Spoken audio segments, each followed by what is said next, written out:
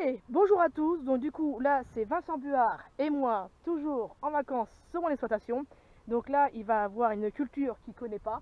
Donc c'est l'occasion qu'il voit la betterave à sucre. A tout de suite. Donc voilà les amis, n'hésitez pas à liker, à vous abonner. Pareil, il y aura la fin de la vidéo, il y aura la vidéo à Vincent, bien entendu. Surtout restez bien connectés. Je ne mettrai pas toutes sur la même vidéo parce qu'on a fait pas mal de choses. Long, oui. Voilà, on a vraiment fait des choses. D'ailleurs, il est même content, tellement que content, il reviendra, Ouais. ça c'est sûr. Et puis d'ailleurs, t'es bienvenu. Et donc du coup, on refera. Et puis là, il y a une autre surprise aussi, un ami aussi, et vous verrez tout ça dans la vidéo. Je sais pas si c'est dans celle-là ou la prochaine. C'est à vous de voir. Et regardez la vidéo jusqu'à la fin, parce que c'est là que vous allez voir par étapes les choses qu'on a fait. Parce que Vincent il peut le dire, c'est un travail fou qu'on a fait, sans compter qu'encore là, pour le moment on n'a rien monté, on n'a rien fait. On a juste regardé. Regardé, filmé, machin, et puis on a discuté pour faire montrer un petit peu l'univers. Donc c'est pour ça que prenez le temps à regarder jusqu'à la fin et à liker parce qu'on a fait un travail de fou. Ouais. Voilà, je vous remercie à tous et puis bon visionnage.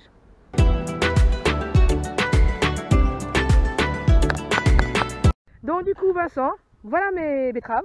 Donc c'est des betteraves à sucre. Qu'est-ce qu'on fait avec ça? On récolte la racine pour faire le sucre, voilà, alimentaire que vous voyez dans vos cafés, dans vos beuls, cafés, etc. Donc du coup, la betterave, donc elle a un feuillage avant, donc c'est ça qu'on les feuille avec la machine devant, donc les faucheilleuses, et le cône qu'on récupère, c'est ça qui fait le sucre. Voilà. Et avec ça, après la sucrerie, il y a la pulpe, donc on va après enlever une betterave, je vais vous le faire voir. Donc voilà un petit peu le feuillage. Donc le feuillage n'a rien à voir avec la dernière. La dernière, si vous vous en rappelez bien, vous la verrez sur mes vidéos. Les feuilles sont complètement toutes jaunes. Et du coup, il y a eu les pucerons qui sont venus très rapidement. Et les pucerons ont mis une maladie, donc la jaunisse. Et la jaunisse, c'était vraiment tout partout le champ, tout jaune. Si tu te rappelles bien, Vincent. Ouais, elles étaient nanifiées. En fait, ça faisait comme des petites carottes. Enfin. C'est ça. Et en fait, donc par la maladie, elle a eu du mal à grossir. C'est comme nous quand on est malade, forcément on n'a pas envie de grandir, on est fripé, on n'est pas très bien. Là on voit la betterave a une très bonne santé. Les produits, on n'a pas mis des masses et des masses. Très prochainement je vais mettre Un seul fongicide. Un genre de fongicide, oui, pour qu'on protège les feuilles. En fait on protège que les feuilles. Pour cette maladie là, on commence à voir là où il y a des, voilà un petit peu, des voilà. petits ronds là. Ici, tiens. C'est la Cercosporio, je crois. Oui, un genre de truc comme ça, oui. Je leur dirais, mais c'est ça, oui, un genre de... Bon après, à cette époque-ci, c'est un peu normal qu'il y a ça, parce que la maturité, on va approcher. Ouais. Du coup, ouais, si on s'arrête au mois de juin, oui, ça va être très grave, parce que là, elle a pleine croissance, et que là, maintenant, aujourd'hui, donc on est au mois d'août, forcément, la betterave, elle va arriver à maturité. Et je tiens à le dire dans la vidéo, pour ceux qui ne connaissent pas la betterave, c'est que nous, on a les dates d'arrachage, on ne choisit pas à quel moment on l'arrache. Tiens, on va arracher tout de suite. Non. On a des dates, un peu comme dans les vignes, eux, dans les dates aussi. Donc, voilà, donc là, c'est la betterave à sucre. Donc, tu vois, Vincent, le collet, il est parfait. Je vais te faire goûter tout à l'heure. Tu vas voir, comme là, il fait chaud, on sent le sucre. Voilà, donc ça c'est un calibre vraiment bien. Moi quand je vois ça, je suis heureuse apparemment les dernières. Elles ont des beaux feuillages. Un beau feuillage, ouais. C'est vrai que c'est magnifique. Donc elle a été binée, voilà. Vous voyez écartement, c'est propre, voilà. Après, bon, quand vraiment on peut plus biner, parce que quand les feuilles sont trop dures, on peut pas. Ouais. Donc du coup, là, on est obligé de passer au pulvé. Et donc c'est comme ça qu'on crève les chardons, parce qu'après les chardons grossissent. Et quand ils grossissent, ça enroule autour dans les faucheilleuses de la machine et puis c'est pas terrible. Donc du coup on a été obligé de traiter dernièrement pour le bien-être de la plante, pour que le matin vous trouvez un bon carré de sucre. Donc du coup on passera à la dégustation tout à l'heure. Voilà, donc là il est en train de crever. Voilà. Est-ce que tu as des questions sur la betterave? C'est une culture que je connaissais pas. J'en entendais parler un petit peu sur les réseaux, mais c'est vrai que c'est intéressant de la découvrir en réel. En réel, voilà. Ouais. Puis tu as déjà vu mes vidéos, voilà, mais là c'est vraiment dans le cœur du sujet, tu la vois en vert. Parce qu'on a connu chez nous les betteraves fourragères, mais c'était pas du tout la même destination, c'était pour les vaches. Oui, voilà, ouais. Que là c'est vraiment pour nous. Le sucre, voilà. Ouais. Donc c'est vraiment, puis la sucrerie, c'est vraiment impressionnant comment ça marche. Donc un jour, peut-être. pour l'occasion, Ouais. mais je t'en dis en premier. Donc voilà, donc du coup, bah, nous on va voir aussi le sucre naturel qui est amené par des butineuses. Allez, je vous dis à tout de suite, n'hésitez pas à liker, à vous abonner, merci, à tout à l'heure. Du coup, la betterave à sucre, donc là on l'a retiré et ce sera le cadeau de Vincent. Donc, le feuillage, et ce que vous voyez ici, dans mon ongle, ça s'appelle de la pulpe. Donc la pulpe à betterave, pour ceux qui sont de milieu agricole, on redonne aux vaches. Et le truc blanc que vous voyez, c'est ça qu'on fait le cristalliser, le sucre que vous voyez dans vos cafés ou dans les gâteaux, le sucre en poudre. Voilà comment c'est la betterave. Et donc c'est une racine bien qui va au sol. Donc là elle a été cassée un peu. Mais pour ça on dit betterave racinaire. Et je tiens à mettre une bonne parenthèse avant qu'on y aille les butineuses. Les abeilles ne vont pas dans un champ de betterave. Tu confirmes, Vincent? Bah ouais, Ils il vont n'y a pas de fleurs parce que... Voilà, parce que c'est biannuel. Une betterave, c'est biannuel. Si tu veux qu'elle fleurisse, il faut couper comme ça. Et après, elle va redonner les feuilles et elle va fleurir derrière. Une betterave, ça fleurit. Si tu veux qu'elle fleurisse, il faut couper là et l'année prochaine, elle fleurit. D'accord. Voilà, c'est comme ça marche. Ça fait comme les blettes la seconde année. Enfin, Exactement pareil, elles voilà. fleurissent pas, mais je sais plus ce qu'elles font. Exactement, exactement. Et ça, les gens, ils oublient aussi, à part de dire, les téléconoïdes, ça va tuer, gna, gna, gna. En sachant, moi, je tiens à le dire, il y en a seulement bien large, c'est ce que je t'avais dit. Ouais. Moi, derrière les betteraves, je mets du blé. Après, je mets du l'orge. Et après, je mets du maïs. Ouais, donc forcément, la betterave... Il n'y a aucun risque voilà. de retrouver... Donc, je pense qu'il faut arrêter de dire n'importe quoi quand on n'est pas dans le milieu. Je mets encore voilà, un petit coup, parce qu'on est beaucoup critiqué. Et ça tue notre profession. Et les betteraves, je tiens à le dire, depuis que j'ai retiré les quotas laitiers et betteraviers, aujourd'hui ça coûte 25 € tonne. Voilà, ça vaut rien. Ouais, 25 € tonne. Là, je ne dis pas pour l'arrachage parce que vous allez halluciner. Les coûts de traitement, ça couvre même pas. Voilà, voilà. Après, il faut pas croire, mais dans le temps, oui, avec le quota, on gagnait un petit peu, mais aujourd'hui non, parce que quand j'ai retiré les quotas, c'était pour que tout le monde vende. Ouais, ça fait comme le lait, ça a tout effondré les élevages. Voilà, voilà, exactement pareil. Voilà, donc je voulais mettre une température sur la betterave à sucre. Maintenant, on va passer à autre chose. On est vers le champ de maïs, donc il est bien et haut. Voilà, vous avez vu sur la photo, sur Instagram, sur Facebook aussi. Donc, qu'est-ce que tu en penses apparemment ton maïs? Bah, il est bien en vigueur, le système racinaire est bien. La fécondation a l'air terminée parce que les soies sont brunes. Parce qu'on voit bien là les soies vertes. Encore là. Voilà, un peu là, tu vois. Bon, ils sont en retard cette année, comme chez moi. Pareil, hein. Ils ont peut-être 15 jours de retard. Oui, il y en a, j'ai deux grosses poupées. Attends. Bah après, je sais pas si elles vont aller au bout. Des fois, la seconde... Après, je te leur dirai. Je te leur dirai, Vincent. Mais toi, là, j'avais pas de deuxième. Celui-là, il en voulait 4. Ah ouais, 4. Ouais. Voilà, 4. J'ai jamais eu ça, moi. 3, oui, j'ai déjà eu. Ouais, ah ouais, carrément. Ils ont 1, 2, 3. D'accord. Alors ça, je le traite au trichodrame. D'ailleurs, Vincent, c'est comme ça que tu as découvert le système de trichodrame par ma vidéo. Que j'ai découvert ça, ouais. Alors, comment tu as pensé le système de trichodrame? Bah, je trouve ça intéressant parce que au moins il n'y a pas besoin de passer un traitement. Tu respires moins de produit et puis ça fait tout seul. Et 1 hectare, j'ai vu le temps que ça a mis, ça fait une bonne marche. Au lieu de faire de la randonnée, tu marches dans le champ et puis... Mais ce qui est bien, c'est que tu en mets 25... Attends, je m'en fais plus. 25 plaquettes à l'hectare.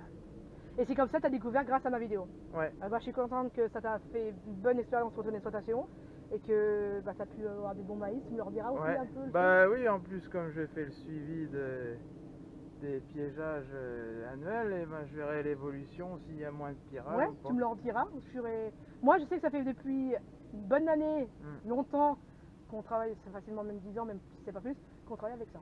Ouais. Parce que je trouve que c'est bénéfique, on respire pas le produit, il n'y a pas de passage de fuel, tracteur, machin. C'est des œufs en fait qui pondent voilà, dans l'œuf. C'est des micro-guêpes en fait. Voilà, c'est ça, c'est des petites mouches qui vont pondre dans l'œuf de la pyrale. Voilà. Donc d'accord, voilà, pour le maïs. Du coup, on va aller butineuse. Maintenant, Vincent en action, moi je suis là. On va vous expliquer un petit peu les sécurités parce qu'il y a quand même des sécurités dans un rucher. Je ne suis pas amateur, je tiens à vous le dire. Et du coup, on va travailler en sécurité, sachant que tu n'as jamais été dans un rucher. Jamais. Donc du coup, on va aller en sécurité. Allez, à tout de suite. Donc là, on est dans les ruches. Donc du coup, Vincent, il a vu la vie. Qu'est-ce que tu en penses? C'est impressionnant, toutes ces ouvrières qui sont affairées. Donc là, on l'a regardé pour faire voir le couvain, donc sur sa vidéo. Puis moi, je refais voir aussi pour ma vidéo. Donc là, il y a des couvains mâles et il y a des couvains femelles. Femelle, c'est vraiment le petit qui est plat. Et là, on voit le miel. Donc là, vraiment, on voit c'est la fin de saison. Ils sont en train de dégager les mâles. T'as vu la housse, comment elle est lourde? Ah ouais. Bah ouais, je sais pas, peut-être 15 kilos. Ah, je t'avais dit, hein, ça va. Encore là, c'est rien. Ouais. Bah ouais, parce que les autres qui sont pleines, elles doivent être archi lourdes. C'est ça, ouais.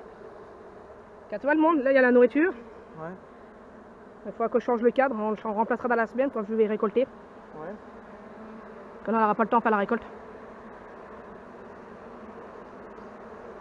Voilà, donc tu vois le monde qu'il y a. Et là, il ventile. Parce que comme il fait chaud, forcément, il garde, il ventile pour garder, stocker le miel. C'est une sacrée clim. C'est ça. Là, c'est un mâle. Un mâle, tu vois, ils sont en train de les foutre dehors, les mâles. Et on a vu tout à l'heure, ils sont en train de tuer un mâle. Ouais, dehors, ouais, j'avais vu. Et il y a les travailleuses qui ramènent la nourriture. Alors, les ouvrières, quand ils rentrent, ici, ils se décrochent le machin, ils s'échangent. Et les autres, ils attendent ici. Ah ouais. Ils se renvoient. Et après, eux repartent, tu vois, ils vont vite. C'est impressionnant, ça. Voilà, tu vois, ils vont, regarde, tu vois, ça chambre pas, regarde. Ouais. Tu vois, là ils repartent aussitôt parce qu'ils s'échangent, arrivent à l'entrée, tu vois, les autres attendent à l'entrée. Ouais. Eux, ils repartent, tu vois, ils vont repartir, tu vois, c'est ce qu'ils font. Et après, les autres, ils vont là, et après en fait, c'est une chaîne. Ouais. Et après, les autres vont mettre dans les AVE. C'est pire qu'une usine. C'est une usine, mais naturelle. Donc, il y a de la propolis, il y a de la cire, c'est tout naturel. Voilà. Je pensais pas qu'il y avait tout ce monde là-dedans. Donc, voilà comment c'est dans une ruche. Donc, moi, j'en fais souvent des vidéos de ruches. Mais je vous en ferai là, sur le traitement varroa. Pourquoi on traite le varroa? C'est une araignée qui suce le sang de l'abeille. Je vous ferai voir tout ça en vidéo. Et je mets des languettes comme ça. J'en ai mis une de côté. Donc, qui n'est pas chimique, encore une fois. Ouais. Faut bien préciser. C'est des phéromones ou... Alors, il y a du thym, du genre c'est une odeur de thym, romarin, tout ça. Ah, l'huile essentielle. Un peu du genre comme ça, ouais. Bon, là, on ne sent pas parce que c'est une vieille languette. Ouais. Mais sinon, c'est ça. Et après, avec la chaleur de l'abeille, eux, en fait, il y a un peu comme du déodorant, du parfum. Oui, et après, ils redonnent à la reine, tout le monde, pour que tout le monde soit protégé. C'est un répulsif naturel. Voilà, c'est ça. Et du coup, ça protège. Et après, ça, c'est bien. Et comme ça, on a une belle colonie comme là. Sinon, si je fais pas ça, les abeilles ils ont les ailes bouffées, l'acte de miel coupé en deux, et puis ça tue une colonie. Ouais, j'avais vu, c'est comme des puces en fait. C'est ça, c'est pour ça qu'on dit un pou, parce que c'est la forme d'un pou. Ouais. Voilà. Et ça tue. Ça tue, et après c'est microscopique, on le voit au sol, nous, si une on plaque. avait un tic qui restait à vie sur nous. Bah, il gonfle, par contre, là, il meurt, grossit, voilà. Après, on attrape une maladie de Lyme et tout ça, et puis voilà, après ça, tout ça. Tu vois, on voit, il rend du pollen. Hein. Ouais, c'est impressionnant. Voilà. Bon, bah, j'espère qu'un jour, tu auras l'occasion de venir à une petite récolte. Tu vois, la récolte, c'est encore mieux parce que là, on récolte le fruit. Ouais. Et manger le miel frais, bah, d'ailleurs, tu goûteras ton petit truc que je t'ai mis de côté. Ouais. Tu vas quitter. Bah, c'est autre chose que c'est autre chose. C'est ça. Donc voilà, sur mon exploitation, bah voilà, comme vous savez, je fais des ruches aussi pour faire montrer qu'on peut avoir des champs avec les ruches. Ouais. Vous voyez, Vincent l'a vu par lui-même. Ah bah là, ouais. Allez, on va remettre la hausse. J'ai jamais eu l'occasion. Tu vas la remettre? De voir ça? Ah ouais? De voir ça, j'ai pourtant le rucher qui est à côté de moi. C'est vrai que c'est archi dur. Par contre, je sais plus, c'est dans ce sens. Comme ça, oui, non, c'est bon. Et j'ai aucun risque de les écraser? Non, si je viens d'enfumer pour que justement ils vont dans leur... Alors, faut bien mettre face à face. Voilà, donc là, c'est comme si il posait la housse lui-même avec la grille à renne. Donc, si tu n'as pas vu, il y avait une grille à renne exprès pour pas que la reine monte en hauteur, parce que sinon elle monte la hauteur et ça fait les œufs dans le couvain et après c'est affreux, ça se conserve mal et ça fait de l'humidité. Donc du coup depuis je suis passée aux grilles à rennes depuis un bon moment aussi. Ouais. Donc là il faut bien mettre face à face. C'est impressionnant. Voilà, si c'est face à face c'est bon. C'est impressionnant le poids que ça fait. Après on met le papier, vas-y je te laisse faire, allez. Je te laisse faire. Là tu fais comme ça tranquillement, voilà, mon stagiaire il se débrouille bien. Je découvre. Donc là on va pouvoir faire la récolte très prochainement. Ouais, pour une jeune ruche. Moi j'ai commencé avec une ou deux, puis j'aimais bien parce que j'aime bien tout ce qui est plantes, j'aime bien tout ce qui est vie, Ben, en fait, la nature, la biodiversité, tout ça. Là, par contre, faut pas en enfermer ici, là. Bah, non, après, là, il n'y a rien. Mais autrement, on en fait moi, autrement, voilà, le fait de poser, ils vont s'en aller. Vas-y. Voilà. Vincent a rebouché et a refermé la ruche. Tiens, je vous filme le bien. Voilà, le toit est bien mis, surtout parce qu'il y a un coup de vent. Les petites travailleuses. Voilà. Et c'est les butineuses qui nous boutinent le jardin, qui nous fait du bon miel, de la cire pour les bougies, bref, qui nous fait pas mal de choses. Hein. Il y aura aussi la vidéo de Vincent qui sera à la description pour que vous voyez ce qu'il a filmé aussi de son côté. Comme ça, on n'a pas filmé pareil. Et il a appris énormément de choses dans les ruches et dans les betteraves. Je vous remercie dernièrement d'être abonné, d'avoir regardé la vidéo jusqu'à la fin et de liker. N'hésitez pas aussi à activer la cloche pour suivre d'autres vidéos qui arrivera très prochainement. Donc une vue en drone, un extrait de la prochaine vidéo. Donc comme vous pouvez voir, il fauche. Vous verrez quoi. À la prochaine.